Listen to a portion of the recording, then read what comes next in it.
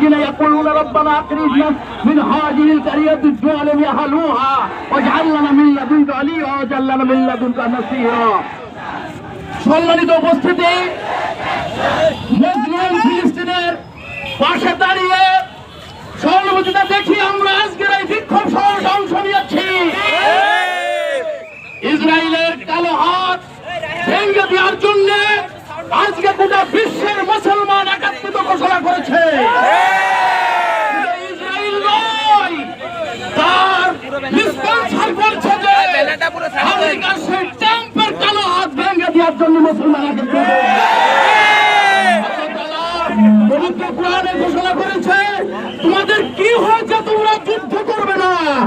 ওই সমস্ত অসহায় নিষ্পাপ নিরীহ নারী নির্যাতিত মানুষের পক্ষে যারা অত্যাচার নিষ্পেষিতের কারণে ফরিয়াদ করে বলছে, হে আমাদের রব, আমাদেরকে একজন সাহায্যকারী পাঠান।